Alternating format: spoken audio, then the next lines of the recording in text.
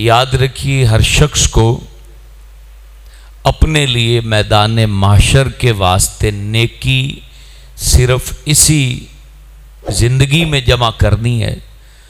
مرنے کے بعد نیکی نہیں قبول کی جائے گی، چاہے بندہ قیامت تک کے لیے بھی اس کو موقع دے دیا جائے کہ ذکر کر لو، درود پڑھ لو اور قرآن پڑھ لو، لیکن مرنے کے بعد جو کچھ بھی پڑھا جائے گا اسے شمار نہیں کیا جائے گا.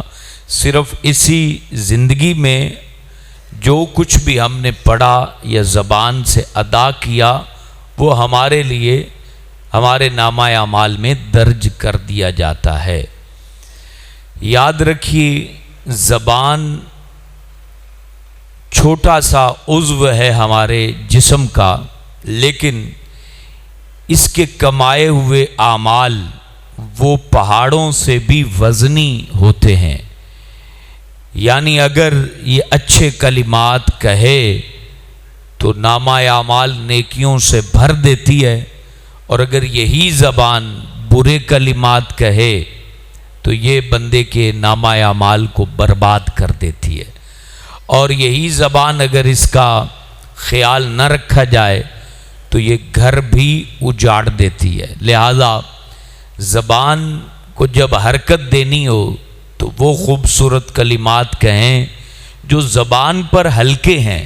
حدیث میں آیا کہ کچھ کلمات ایسے ہیں جو زبان پر ہلکے ہیں لیکن نامہ اعمال میں بھاری ہیں.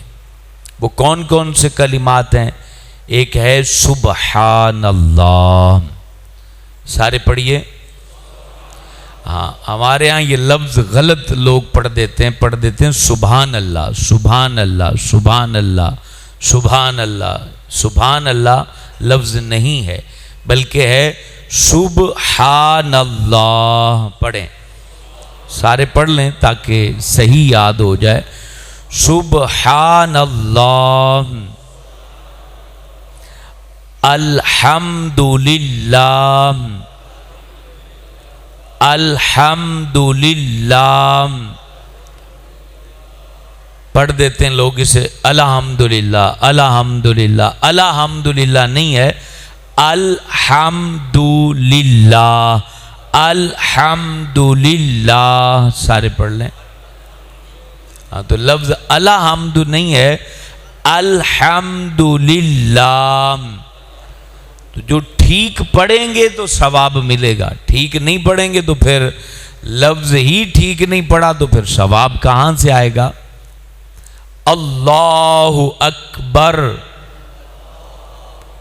اللہ اکبر اللہ اکبر.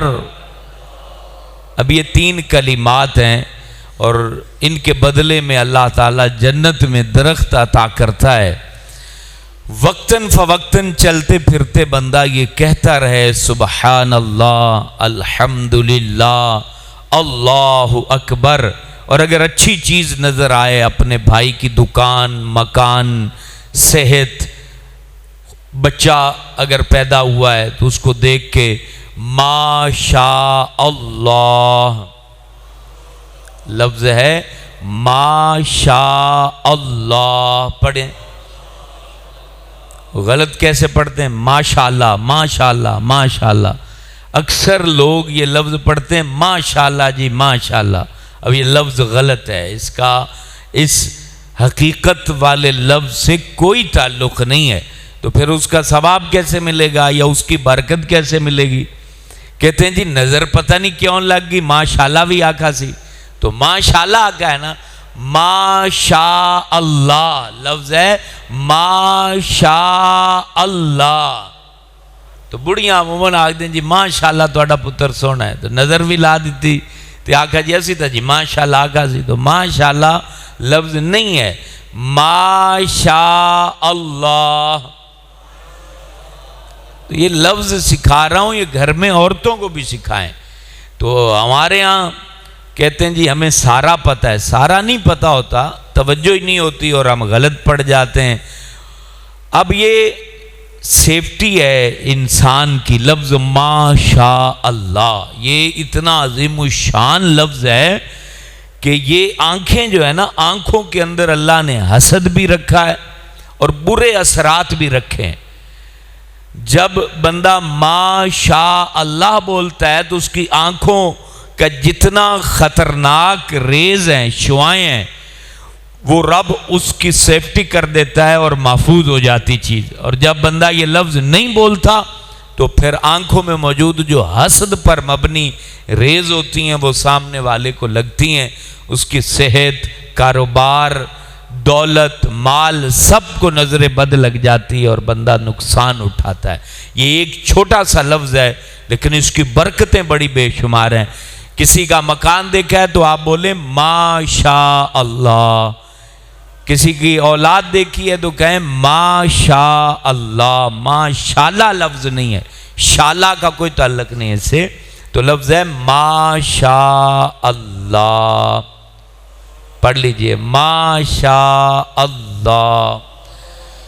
کوئی کام کا ارادہ ہے تو لفظ بولا جاتا ہے، قرآنی لفظ ہے انشاء اللہ. وہ بھی ہم اس طرح پڑھتے ہیں انشاءاللہ. جی پھر کل ویکھاں گے. انشاءاللہ، انشاءاللہ نہیں ہے، انشاء اللہ. کو کام کرنے کا ارادہ ہے، یہ لفظ پڑھ دیں، ٹھیک لفظ پڑھیں تو اس کی برکت سے اللہ آپ کو وہ کام کرنے کی ہمت عطا کر دے گا. انشاء اللہ، انشاء اللہ، انشاء اللہ. اسی طرح ایک خوبصورت کلمات ہیں سبحان اللہ و بحمدہ. یہ کلمات جو بندہ پڑھے تو فرمایا ایسے ہے کہ سمندر کی جھاگ کی مثل اللہ اس کو نیکیاں عطا فرماتا ہے. سبحان اللہ و بحمدہ، سبحان اللہ و بحمدہ، سبحان اللہ و بحمدہ. ایک اور بڑا خوبصورت وظیفہ ہے، اذکار ہے، وہ آپ جو ہے ایک تو یہ ہر نماز کے بعد تسبیح فاطمہ کا معمول بنا لیں. چاہے نماز ہو گئی آپ دکان پہ بھی جا کے وہ وظیفہ کر سکتے ہیں، ضروری نہیں آپ بیٹھے بیٹھے کریں. تسبیح فاطمہ یعنی آپ نے 33 بار سبحان اللہ پڑھنا ہے، آپ نے 33 دفعہ 33 بار الحمدللہ پڑھنا ہے اور 34 بار اللہ اکبر پڑھنا ہے. یہ وظیفہ حضرت بی بی فاطمہ کو نبی پاک نے عطا کیا تھا. تو آپ جب دکان پہ جاتے ہیں تو وہاں بھی کھڑے کھڑے گاہک نہیں آ رہا تو آپ عصر پڑھ کے گئے تو عصر کا وظیفہ وہاں دکان پہ بیٹھ کے یہ 33 دفعہ پڑھ لیا کرے. اور ایک دفعہ آیت الکرسی جو ہے دیکھ کے آپ دکان پہ رکھ لیں آیت الکرسی، تو اس کو دیکھ کے ہر نماز کے بعد اپنی دکان پہ ہی جا کے پڑھ لیا کرے. آیت الکرسی، آیت الکرسی نہیں ہوتا، لفظ ہوتا ہے آیت الکرسی. یہ وہ مبارک وظیفہ ہے جو نماز کے بعد آیت الکرسی پڑھتا ہے. فرمایا اس کے اور جنت کے درمیان صرف فاصلہ موت کا رہ جاتا ہے. ادھر سے مرا رب اسے جنت عطا کر دیتا ہے.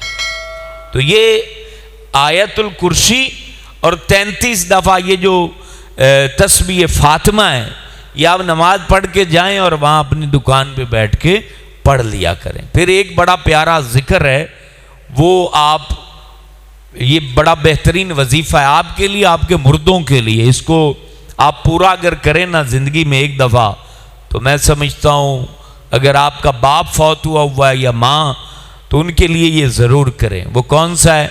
70,000 بار جو بندہ لا الہ الا اللہ، کیا پڑھیے؟ لا الہ الا اللہ. دوبارہ پڑھیں لا الہ الا اللہ. پھر بیچ میں 2-3 دفعہ پڑھ لیا محمد رسول اللہ. 70,000 بار جو یہ کلمہ پڑھے اور فرمایا جس کو بخشے اس پہ جہنم واجب ہی ہو چکا ہو تو اللہ اسے معافی عطا کر کے جنت عطا کر دیتا ہے۔ تو یہ آپ پتہ اس طرح کریں، آپ اپنے دکان میں تاریخ لکھ لیں، اور جو اللہ نے آپ کو توفیق دی ہے، 2000 توفیق دی ہے تو 2000 بار دن میں پڑھیں، 1000 بار توفیق دی ہے تو 1000 بار پڑھیں، اور پھر وہ 70,000 کا تحفہ اپنے اس پیارے بابا جان کو، امی جان کو، اپنے بھائی کو پیش کر دیں۔ یقین جانیں یہ اتنا انمول وظیفہ ہے کہ ایک بزرگ کے بارے میں آتا ہے کہ انہوں نے 70,000 بار یہ کلمہ پڑھا ہوا تھا، اور 2 باتیں معلوم کرنی تھی۔ ایک اس روایت کی صحت کہ یہ روایت ٹھیک ہے کہ نہیں ہے، اور دوسرا ایک نوجوان ان کے زمانے میں رہتے تھے اور ان کے بارے میں مشہور تھا کہ کشف القبور کی طاقت ان کو حاصل ہے۔ تو کہتے کہ میں اس نوجوان کے پاس گیا اور اس کو قبر پہ لے گیا، اپنے کسی عزیز کی قبر پہ، اور کہا کہ اس کا حال کیسا ہے؟ تو اس نے کشف کیا اور بتایا کہ یہ تکلیف میں ہے۔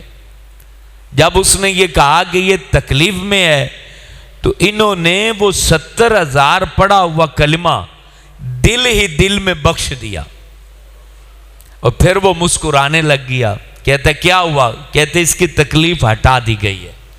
تو کہتا ہے کہ مجھے اس روایت کی صحت بھی پکی پتہ چل گئی کہ یہ روایت ٹھیک ہے، اور اس بندے کا کشف القبور بھی پتہ چل گیا کہ اللہ تعالیٰ کے محبوب نے کہا ہے، تو یہ بڑا عظیم الشان وظیفہ ہے۔ 70,000 بار کلمہ روزانہ 1000 بار پڑھیں گے تو 70 دنوں میں یہ آپ وظیفہ مکمل کر لیں گے۔ تو اللہ کا نام ہے اور پہلا کلمہ ہے، اور آپ کا دل بھی اس سے انشاءاللہ منور ہوگا۔ اور ایک ٹینشن فری ذکر آپ کو پیش کر رہا ہوں، جس کو ٹینشن ہوتی ہے اس کے لیے، اور یہ بہترین وظیفہ ہے۔ اگر آپ اس کو کر لیں تو انشاءاللہ آپ کی ٹینشن دور ہو جائے گی۔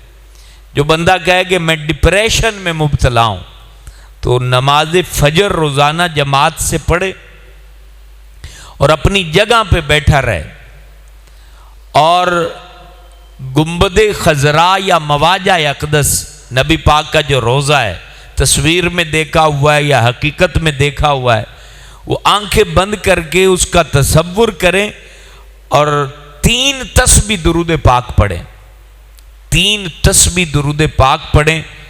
بس یہ مختصر سا وظیفہ ہے ڈپریشن کے مریض کے لیے کہ نماز فجر روزانہ با جماعت ادا کریں اور اپنی جگہ بیٹھے رہیں، اور روزہ رسول کا جتنا تصور پہلے دھندلا سا آئے گا، سیاہ سا اندھیرا سا محسوس ہوگا، لیکن آپ اپنا کہیں گے میں حضور کے روزے کا تصور جما کے بیٹھا ہوں، اور درود شریف صرف آپ نے پڑھنا ہے جو آپ کو آتا ہو۔ اللہم صلی علی محمد و آلہ وسلم، یہ بھی درود ہے۔ صلی اللہ علی محمد، یہ بھی درود ہے۔ درود ابراہیمی تو سبحان اللہ، کوئی بھی درود، 3 تسبیح درود اپنے جگہ پہ بیٹھ کے پڑھیں تو آپ چند دنوں کے اندر آپ دیکھیں گے آپ کے دل اور ذہن کا بوجھ وہ الحمدللہ اترنا شروع ہو چکا، اور آپ کے ڈپریشن ختم ہو جائے گی انشاءاللہ۔ تو یہ وظیفہ آپ اگر کرنا چاہیں تو آپ کر سکتے ہیں۔ آج 21 رمضان ہے، اور آپ سے گزارش ہے کہ حضرت علی المرتضیٰ شر خدا کا آج یوم شہادت ہے، تو آپ اپنے گھر کے اندر ہی جو آپ افطار کریں گے تو آپ قرآن مجید کی کوئی بھی سورت، سورہ فاتحہ یا کوئی بھی چند کلمات، 1 تسبیح درود پاک یہ پڑھ کے آپ ان کی روح کو ضرور بخشیں۔ نبی پاک کے داماد ہیں، اور اسد اللہ کا لقب ان کو نبی پاک نے عطا فرمایا ہے، شیر خدا ہیں، اور حضرت امام حسن مجتبی اور امام حسین کے بابا جان ہیں۔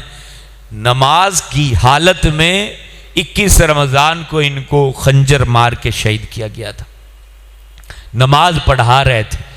تو بہت بڑی ہستی ہیں، تو آپ کچھ بھی چاہیں تو کسی کو، غریبوں کو، روزہ افطار کرا دیں، کچھ فاتحہ پڑھ دیں، درود شریف پڑھ کے ان کو بخش دیں۔